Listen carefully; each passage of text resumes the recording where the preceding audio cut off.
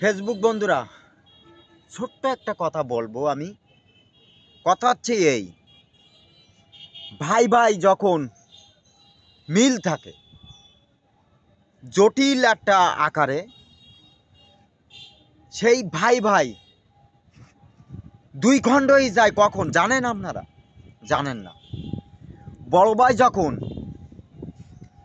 পরের একটার মেয়ে বিয়ে শাদি করে নিয়ে আসে সংসারে,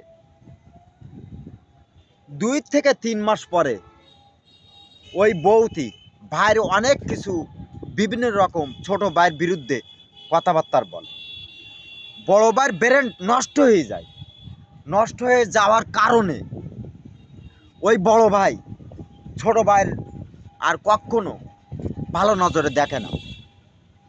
এই ব্রেনটা খাটাই দিলে পরের একটা মেয়ে আসি এই সংসারে, এই ভাইয়ের ভিতরে সংসারটা ভেঙে দেয়।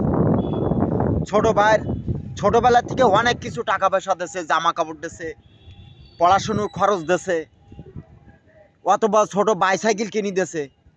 যে বিয়ে করেছে তারপরের থেকে আর কখনো ছোট ভাইয়ের আর কোনো জিনিস আর দেয়নি। ঠিক আছে, দেয়নি, তুই দিস নে, সঠিক আছে। উনি কাকে দিচ্ছে? ওনার একটা শালি আসলি, শালির 500 টাকা দিচ্ছে, 3 পিস কিনে দিচ্ছে।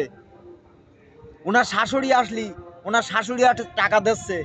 ওনার শ্বশুর ধান খেতে ইউরিয়া দিতে পারতিস না, জমি চাষবাস করতে পারতিস না, গোবনে গোবনে সেই জায়গায় যে টাকা দিয়ে এসতেছে। সবই ঠিক আছে, কিন্তু উনার সংসারে মা বাপ আছে। মা বাবার দিকে একটু খেয়াল উনি রাখার জন্য চেষ্টা মনে মনে খেয়ালই নেই মা বাবার দিকে। ওনার টাকা পয়সা যা ইনকাম করে উনি শ্বশুর বাড়ি যেয়ে দিয়ে আসে। এটা সঠিক না।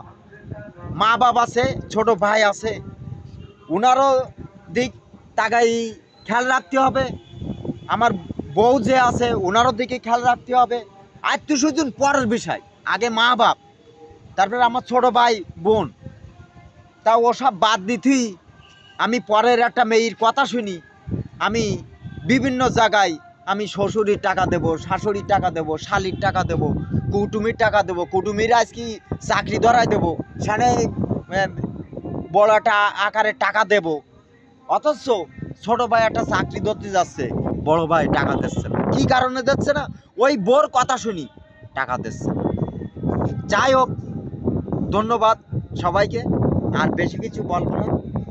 সবাই একটু মার দিকে খেয়াল রাখবেন, বাপের দিকে খেয়াল রাখবেন, ছোট ভাই বোন সবার দিকে খেয়াল রাখবেন। যে স্ত্রী আছে ওনারকেও একটু খেয়াল রাখবেন।